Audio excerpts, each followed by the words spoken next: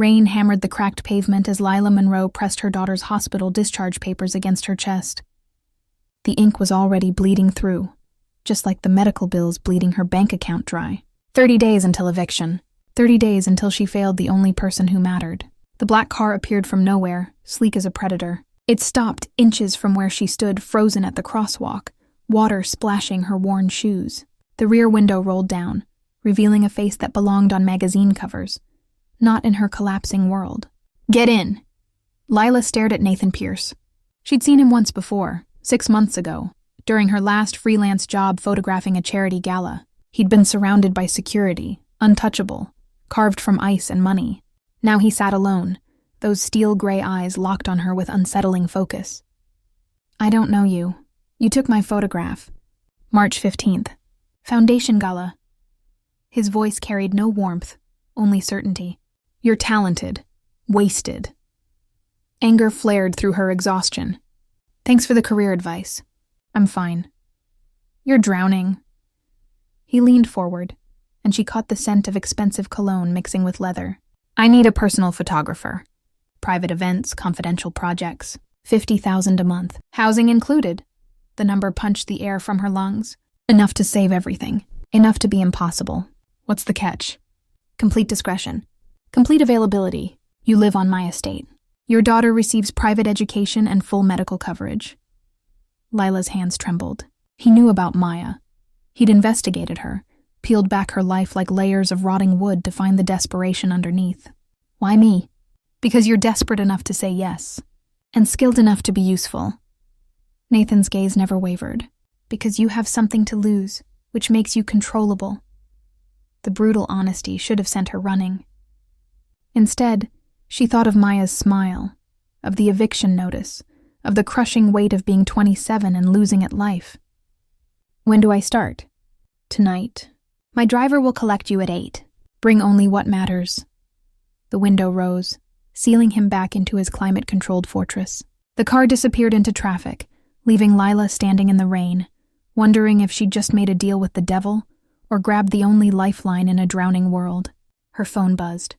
An email from an unknown sender. A contract. 17 pages of legal binding, but her eyes caught on one clause. Complete physical security screening required within 24 hours of employment commencement. The words blurred as rain soaked through the papers in her hands. She'd just agreed to let a stranger strip away more than her privacy. She'd agreed to let him own her. But for Maya, she'd agree to anything. Back in her apartment, Maya was coloring at the kitchen table, her small hand moving carefully around the scar on her chest, where surgery had saved her life and destroyed their savings. She looked up with those trusting brown eyes. "Mommy, why are you wet?" "Because everything just changed, baby." Lila knelt beside her daughter, pushing soaked hair from her face. "We're going on an adventure." At 7:59, Lila stood on the curb with 2 suitcases containing their entire lives. The black car pulled up exactly on time. The driver was silent, professional, and unsettling in his military precision.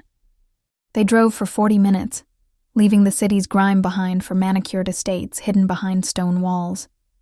When they finally stopped, Lila's breath caught. The Pierce mansion rose like something from another century, all glass and modern steel wrapped around classical stonework. Nathan waited at the entrance, somehow more intimidating in casual clothes than he'd been in his suit. His white shirt was rolled to his elbows, revealing forearms corded with unexpected muscle. This wasn't a man who just sat behind desks. "Welcome to your new home, Miss Monroe." Maya hid behind Lila's legs, but her eyes were wide with wonder. Nathan's gaze dropped to the child, and something flickered across his face. Pain, maybe, or recognition. "Your quarters are in the West Wing. Tomorrow morning, 7 a.m., you'll complete your security screening. After that, we begin. What exactly will I be photographing?" Nathan's smile held no humor. "Everything I need documented. Everything I need remembered. Everything I need held over people when necessary." Ice crystallized in Lila's stomach. This wasn't about art. This was about ammunition. "I'm not helping you blackmail people." "You already agreed." He stepped closer, and she caught the darkness in his eyes, the hint of something broken beneath the polished surface. "But don't worry, Miss Monroe. By the time you understand what I really need from you, you'll be too deep to walk away." He turned and disappeared into the mansion's shadowed interior, leaving Lila standing in the doorway between her old life and whatever hell she'd just entered. Maya tugged her hand. "Mommy, is the scary man going to hurt us?" Lila looked down at her daughter's upturned face and lied with a smile. "No, baby. Everything's going to be fine." But as thunder rolled across the estate and the massive doors closed behind them with a sound like a tomb ceiling, Lila knew nothing would ever be fine again. The medical facility was buried beneath the mansion like a secret. Soft lighting couldn't disguise the clinical precision of every surface, every instrument arranged with military exactness. Dr. Sarah Chen had kind eyes, but her hands moved with the efficiency of someone who'd done this many times before. "I need you to understand this is standard protocol for anyone entering Mr. Pierce's inner circle." She handed Lila a hospital gown. 3 assassination attempts in 2 years. He doesn't take chances. Lila's fingers went numb. "This is insane. This is survival in his world." Dr. Chen's voice softened. "I can see your discomfort, but he's offering you a way out of yours. Sometimes we trade one cage for another." Behind the privacy screen, Lila stripped away her clothes and her dignity. The gown felt like surrender. She thought of Maya upstairs, probably already asleep in a bed that cost more than their monthly rent. For her, this violation was worth it. It had to be. The examination was thorough and humiliating. Scanners passed over every inch of her skin. Photographs were taken. Questions asked about scars, tattoos, anything that marked her body as uniquely hers. Through it all, Lila stared at the ceiling and counted backwards from 100, dissociating from the invasion. "You're clear." Dr. Chen helped her dress, her touch gentle. "For what it's worth, I hope he treats you better than the others." Others? But the doctor had already turned away, cleaning instruments with hands that trembled slightly. Lila emerged into the mansion's main hall to find Nathan waiting. He'd changed into dark jeans and a black sweater that made him look less like a businessman and more like something dangerous prowling in the shadows. "Satisfied?" she asked, anger sharpening her words. "Got a good enough look?" "I didn't watch." His voice was flat. "Dr. Chen's reports are sufficient." "How noble of you." Nathan's jaw tightened. "You think I enjoy this? You think I want to live in a world where everyone's a potential threat? I think you enjoy control." "I enjoy staying alive." He turned and walked toward the east wing, clearly expecting her to follow. "Come. I'll show you what you'll actually be doing." They descended a staircase she hadn't noticed before, passing through a door that required both a keycard and fingerprint scan. The room beyond stole her breath. Wall-to-wall screens displayed security feeds, financial data, photographs, and documents. In the center sat a photography studio that would make professionals weep with envy. "This is your domain." Nathan gestured to the equipment. "I need documentation of everything. Meetings, contracts, people who enter my life. But more than that, I need you to capture what they don't want captured. The moment they lie, the second they betray. You want me to spy for you. I want you to help me survive." Nathan moved to a screen and pulled up a photograph. A man in his 50s, silver-haired and smiling. "Marcus Webb, my mentor, the man who taught me everything about business." Past tense. Lila heard the weight in those words. What happened to him? "He tried to kill me." Nathan's finger traced the screen, almost tender. "Poison in my scotch. I'd trusted him for 15 years. He was like a father." The raw pain in his voice cracked something inside her. This wasn't just about control.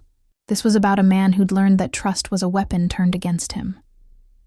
"So now you trust no one." "Now I document everyone."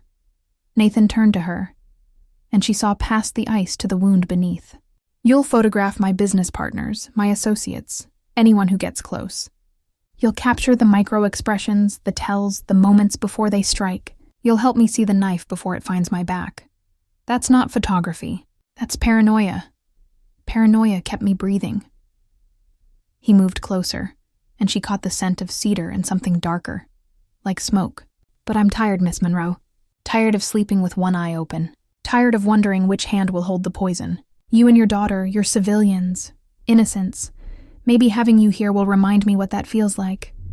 The vulnerability in his admission disarmed her. This close, She could see the faint scar along his jawline, the shadows under his eyes that spoke of sleepless nights. He wasn't just a cold billionaire. He was a man at war with his own existence. Why me specifically? There are professional photographers who'd kill for this job. Because professionals have agendas. You just have a daughter to protect. Nathan's hand lifted, almost touching her face, then dropped.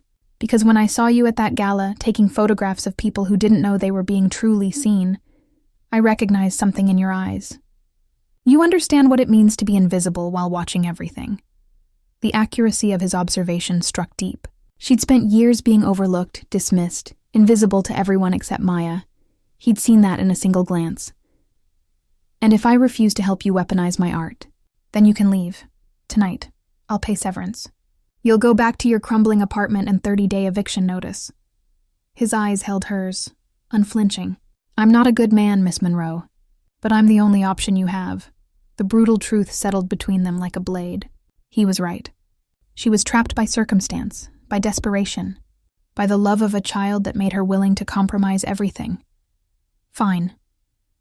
She moved to the camera equipment, running her fingers over a lens that probably cost more than her car.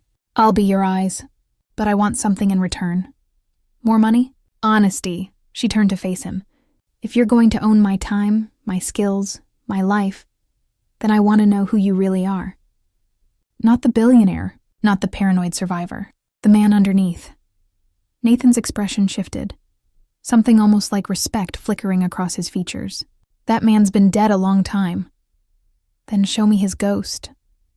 Silence stretched between them, charged with an understanding that felt dangerous. Finally, Nathan nodded. All right, Miss Monroe. We'll trade truths, but be careful what you ask for. Some ghosts should stay buried. He left her alone in the surveillance room, surrounded by screens showing every angle of his fortress. On one monitor, she spotted Maya's room. Her daughter slept peacefully, surrounded by luxury she'd never known. Lila touched the screen, her reflection overlapping with her child's image. She'd just agreed to become a spy, to turn her art into ammunition, to live in the shadows of a broken man's paranoia. But as she looked at Maya's peaceful face, she knew she'd do worse. She'd become whatever Nathan Pierce needed her to be, photograph whatever darkness he required, sacrifice whatever pieces of her soul it took, for her daughter. She'd already become something she didn't recognize. The question was how much of herself would be left when this was over. 3 months dissolved into a rhythm that felt almost normal. Lila photographed Nathan's meetings, captured the micro-expressions he needed to survive his world of corporate warfare.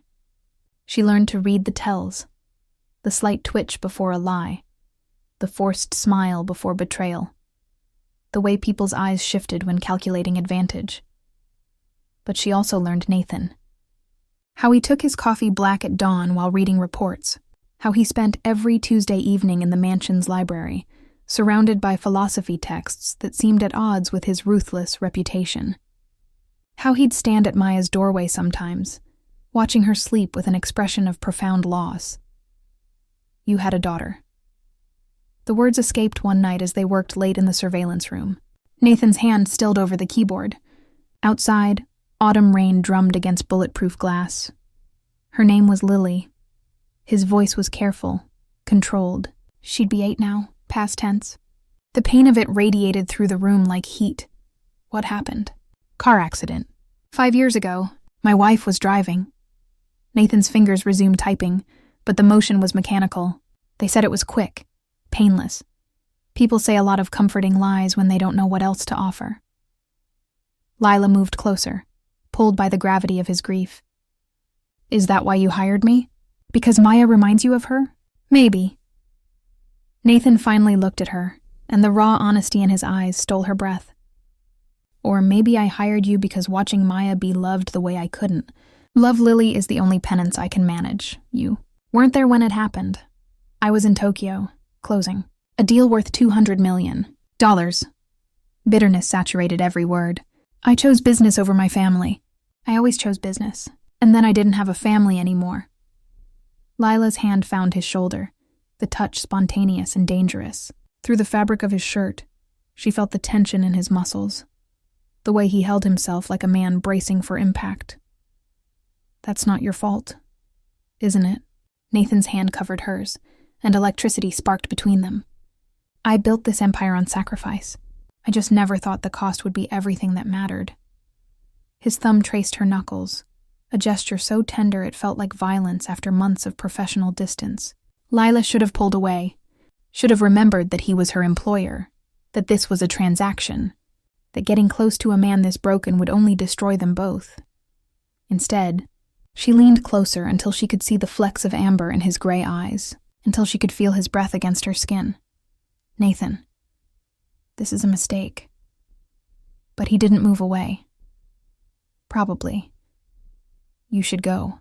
Back to your quarters. Back to being just my employee." "I should." Neither of them moved. The surveillance screens cast them in blue light, turning the moment into something cinematic and unreal. Nathan's hand slid to her waist, pulling her against him with sudden urgency, like a drowning man grasping for air. The kiss was nothing like Lila expected. It wasn't gentle or exploratory. It was desperate, hungry, filled with 3 months of carefully maintained distance shattering into need. His hands tangled in her hair. Her fingers dug into his shoulders. They collided like opposing forces finally giving in to gravity. When they broke apart, both breathing hard, Nathan's expression had shifted to something dangerous. "This changes everything. Or nothing." Lila's voice shook. "We're both adults. We're both lonely. It doesn't have to mean more than that." "Liar." Nathan's smile was sharp. "You're terrible at hiding what you feel. It's why you're such a good photographer. You see the truth because you can't help but show it." Before she could respond, his phone buzzed. Then again. Then again. Nathan's face went cold as he read the screen. "Get out." "What?" "Get out now." He was already moving to the computers, fingers flying across keyboards. "Go to Maya, lock the door. Don't open it for anyone but me." Terror crystallized in Lila's chest. "What's happening?" "Someone just tried to access my offshore accounts. From inside the mansion." Nathan pulled up security feeds, his expression murderous. "There's a breach," Lila ran. Through corridors that suddenly felt hostile, past windows that reflected her fear back at her. She burst into Maya's room to find her daughter still sleeping, peaceful and unaware. Lila locked the door and pressed her back against it, phone clutched in shaking hands. Minutes crawled past like hours. Then her phone lit up with a message from an unknown number. Ask him about the deal with the Moretti family. Ask him why he really needed a photographer. Ask him what he's been documenting you for. Attached was a photograph. Nathan, sitting across from a man Lila recognized from news reports. Vincent Moretti, crime boss, weapons dealer, the kind of man who made billionaires look clean by comparison. Her phone buzzed again. Another photo. Nathan handing over a folder. The timestamp was from 2 weeks ago. During one of his private meetings, she wasn't allowed to photograph. Then a video file downloaded automatically. She shouldn't have opened it. Every instinct screamed at her to delete it, but her thumb moved on its own. Nathan's voice, recorded in what looked like a parking garage. "The photographer's daughter has a medical condition. Use that. Make sure she stays desperate enough to keep working. I need 6 more months of documentation before the FBI closes the investigation." The phone slipped from Lila's numb fingers. FBI investigation, documentation. He'd been using her, using Maya's illness to ensure cooperation. Every kindness, every vulnerable moment, every piece of truth he'd shared was just another manipulation. The door's lock clicked. Nathan stood in the doorway, and the expression on his face confirmed everything. He'd seen the messages. He knew she knew. It's not what it looks like. "You used my daughter." Lila's voice came out hollow. "You knew about her condition before you hired me. You maintained it, made sure I'd be too afraid to leave. I protected you." Nathan stepped inside, hands raised like approaching a wounded animal. "Everything I did was to keep you safe from people who would have used you against me. The Moretti meeting was me feeding the FBI information. I'm helping them build a case."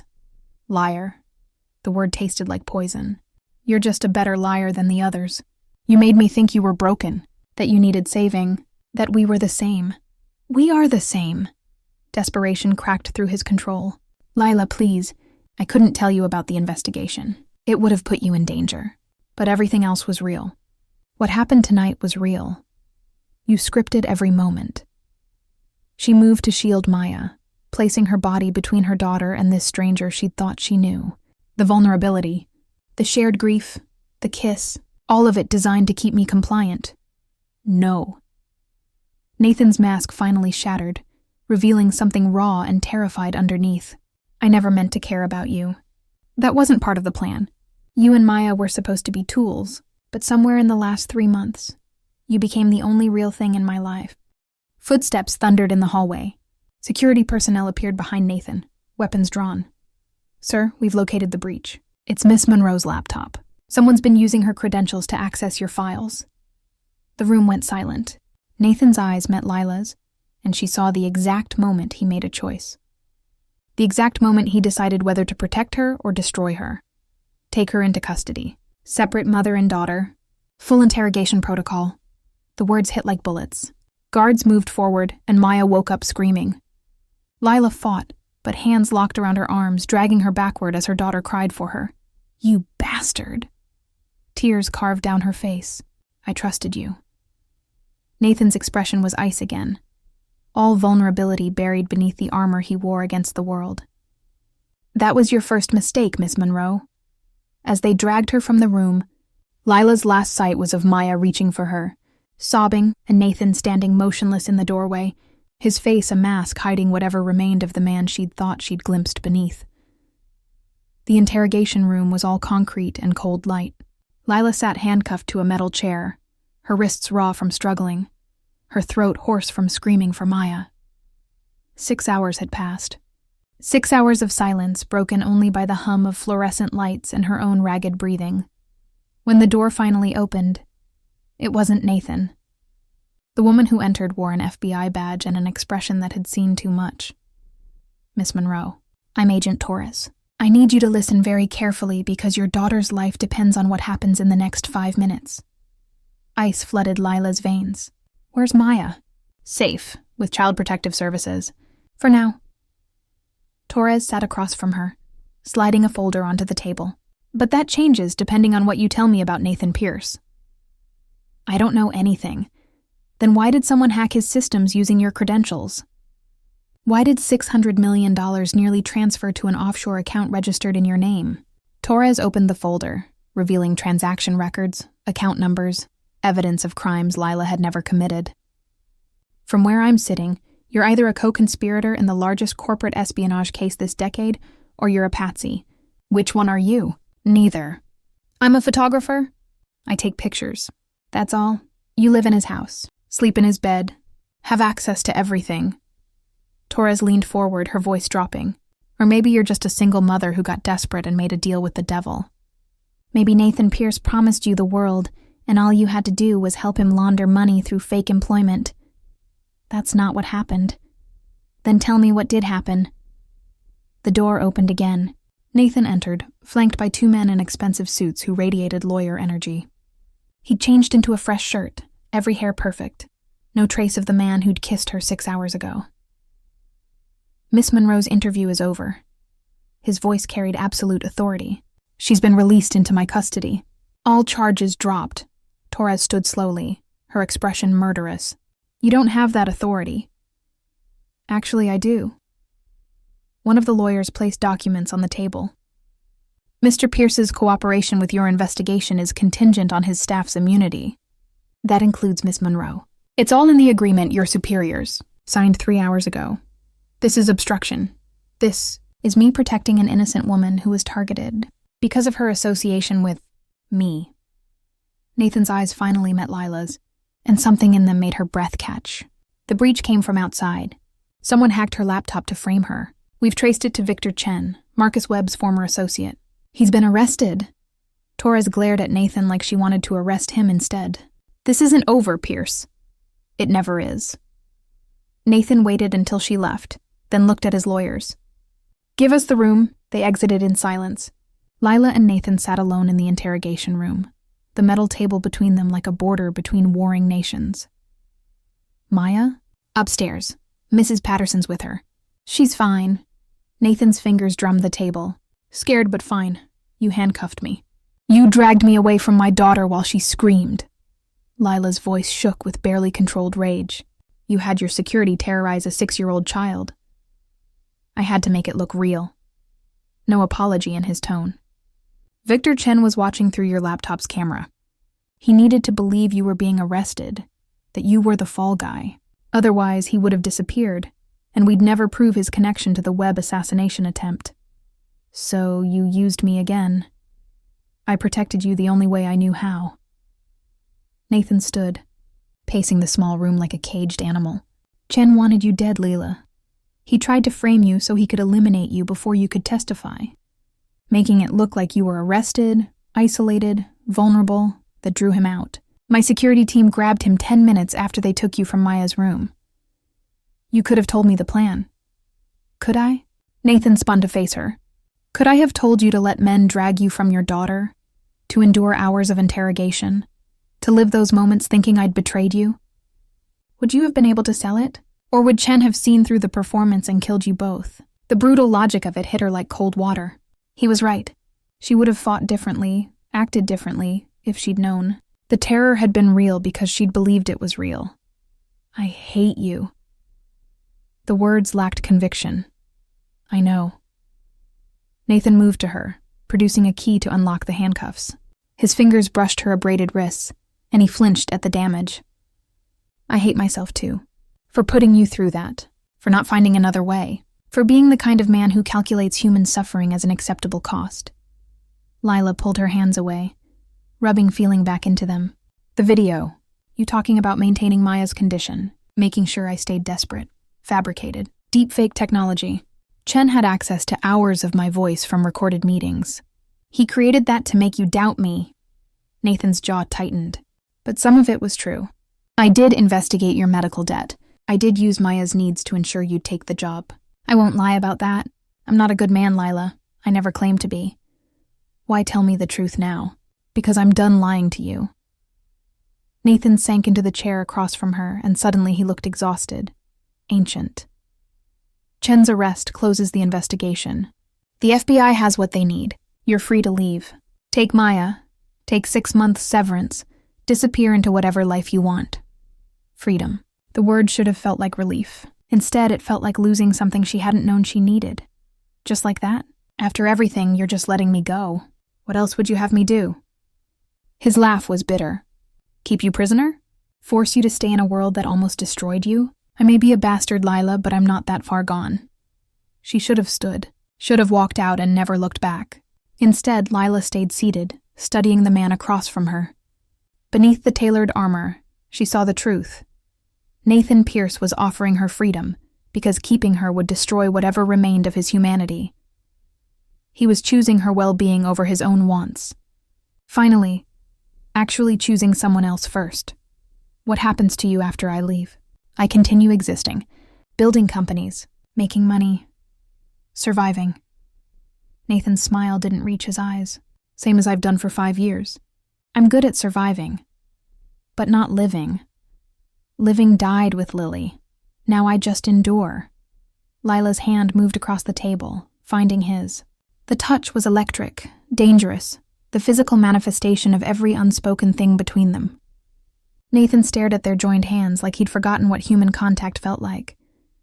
I'm not leaving. You should. Probably. She squeezed his fingers. But I'm tired of doing what I should. I'm tired of being scared. And I'm tired of watching you punish yourself for being human. Lila. Her name was a warning. If you stay, this won't be easy. My life is complicated. Dangerous. People will always try to use you against me. Maya will always be at risk simply by being associated with me. Then make it worth the risk. She stood, still holding his hand, pulling him up to face her. No more lies. No more manipulations. No more using my daughter as leverage. If we do this, we do it real. Messy and complicated and terrifying, but real. Nathan's free hand cupped her face, thumb brushing away tears she hadn't realized were falling. I don't know how to do real. I don't know how to be the man you deserve. Then learn. With me. With Maya. Lila leaned into his touch, feeling the tremor in his hand. Teach us your world. Let us teach you how to live again. Not survive. Live. It could destroy all of us, or it could save us. Nathan's kiss was different this time. Not desperate or hungry, but searching.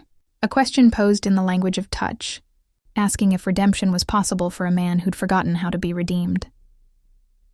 Lila kissed him back with an answer. Maybe. If we're brave enough to try.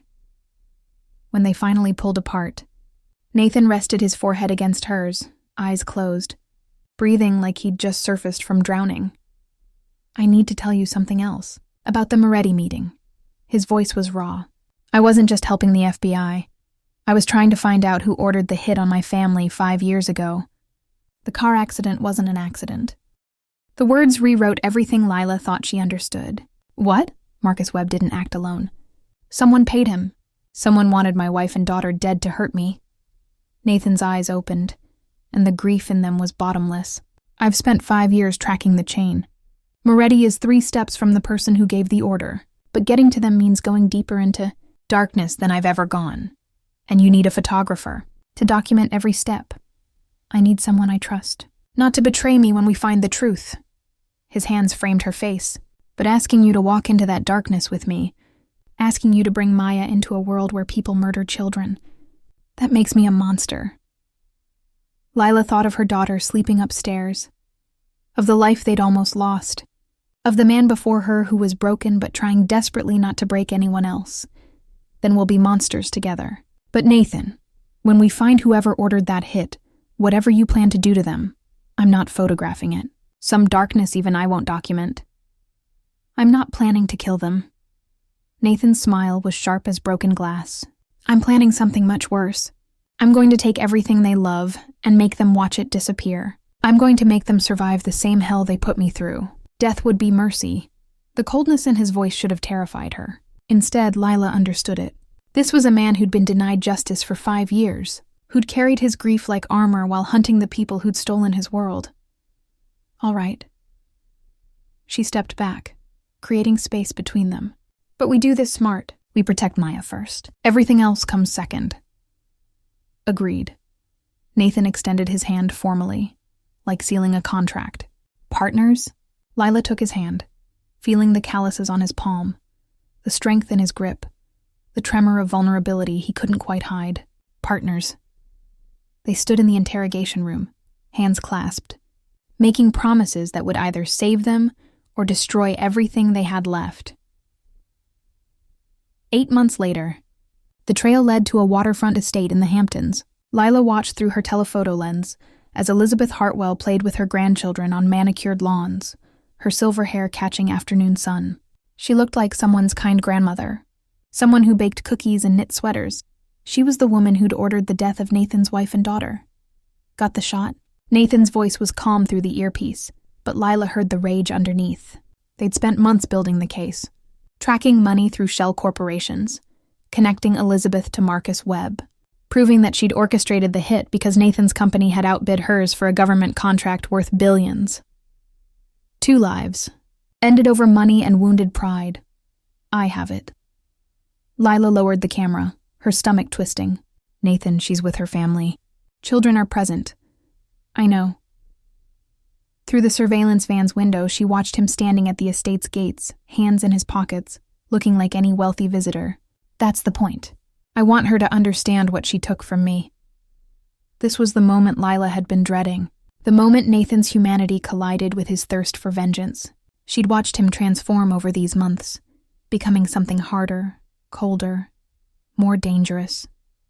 The man who'd learned to live again was disappearing into the man who only knew how to destroy. There's another way. There isn't.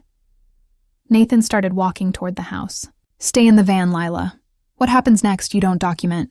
You don't witness. You remember me as I was, not what I'm about to become. Panic flared through her.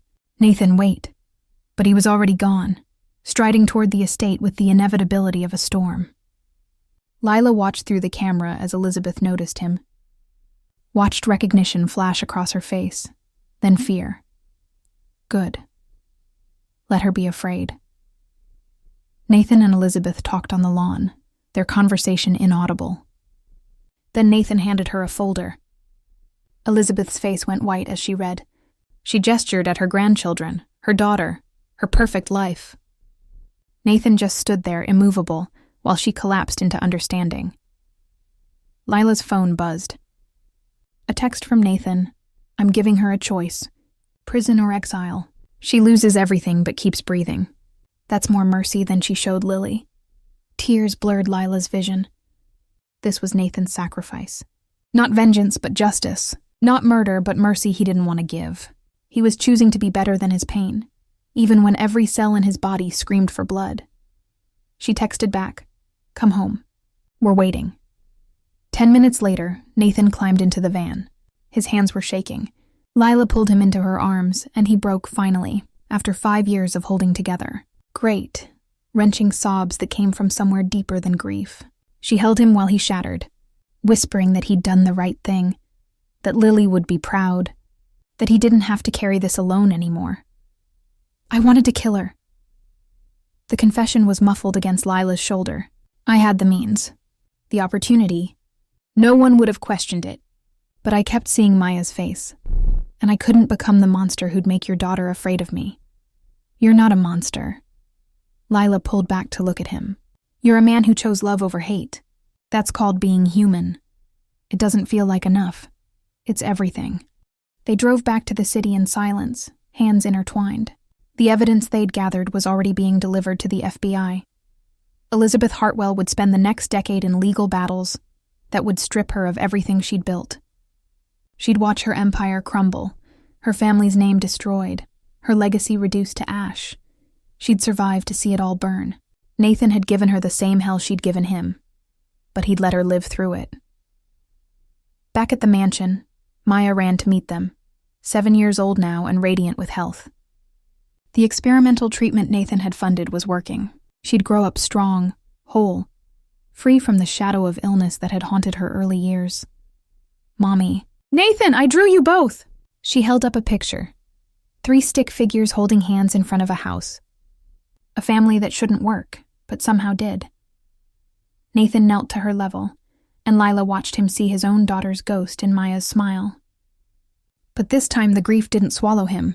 This time he smiled back. It's beautiful, princess. Should we hang it in the gallery with your mom's photographs? Can we? Next to the pretty ones? Next to all of them. He scooped her up, and Maya giggled, wrapping small arms around his neck with complete trust. Lila captured the moment without her camera, just burning it into memory. This man who'd been so broken he'd forgotten how to feel, now holding her daughter like she was made of light. This child who'd known only struggle, now laughing in the arms of someone who'd move mountains to keep her safe. They were a family built from wreckage.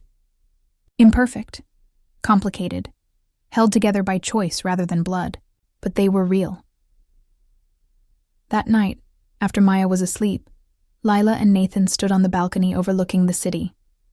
The lights below glittered like stars fallen to earth. I'm leaving the company. Nathan's words were quiet but certain. I've already started transferring control. In 6 months, I'll be out completely. Lila's breath caught. Nathan, that's your life's work. No. He turned to her, and his eyes were clear. It was my existence, my cage. The thing I used to avoid living. But you and Maya, this last year of actually being present for something other than vengeance, that's living. And I don't want to waste another day surviving when I could be alive. What will you do? I don't know yet. His smile was uncertain, vulnerable, beautifully human. Maybe travel. See things I've only photographed. Experience the world instead of documenting it from behind bulletproof glass. Maybe just spend Tuesdays in the library while Maya does homework. Maybe learn how to be someone's partner instead of someone's employer. Maybe learn how to be someone's husband. Lila's voice trembled on the question. Someday, when you're ready, if you're ever ready. Nathan's hand found hers, their fingers lacing together with practiced ease. Ask me again in a year, when I've proven I can be the man you deserve, when I've earned the right to be Maya's father, not just her benefactor, when I can offer you a life instead of just shelter from yours. I'm not asking for perfect, Nathan. I'm asking for real. Then that's what I'll give you. He pulled her close, and they stood wrapped together under stars that had witnessed their collision, their breaking, their slow reconstruction into something neither had expected. Real, Messy, complicated, terrifying. Everything we promised each other in that interrogation room. Everything, Lila agreed, resting her head against his chest, hearing his heartbeat steady and strong. Below them, the city breathed with a million lives being lived. Above them, stars watched over two broken people choosing to be broken together. And inside, a child slept peacefully, dreaming of a future where love was enough to overcome the darkness. They'd started as a transaction. A desperate woman and a broken man colliding in mutual need. But somewhere between surveillance and survival, between betrayal and forgiveness, they'd become something neither had planned. They'd become home. Nathan pressed a kiss to Lila's temple, soft and reverent. Thank you. For what? For not running. For seeing the monster and staying anyway. For teaching me that survival isn't living, but living might be worth surviving for. Thank you for letting us in. Lila tilted her face up to his. For trusting us with your broken pieces. For learning how to love again, even when it terrified you. They kissed under stars that had seen empires rise and fall, that had witnessed every human drama since time began. Their story was just one among billions, not special or unique or destined, but it was theirs. Built from desperation and choice, from betrayal and forgiveness, from the willingness to be vulnerable when everything screamed to stay protected. In the end, that was enough. 3 years later, on a beach in Thailand, far from corporate empires and surveillance systems, Nathan Pierce married Lila Monroe while Maya scattered flowers and laughed with joy. They wore simple clothes, no security detail, no documentation, just 3 people who'd found each other in darkness and chosen to walk toward light together. The ceremony was quick, the vows simple. But when Nathan slipped a ring onto Lila's finger and promised to spend the rest of his life learning how to deserve her, tears streaked his face without shame. And when Lila promised to remind him every day that he was more than his worst moments, more than his grief, more than his past, she meant every word. Maya, now 10 and healthy and beautiful, stood between them as they kissed, her hands clasped with theirs, a family forged in fire, tempered by choice, strengthened by love that had survived every test.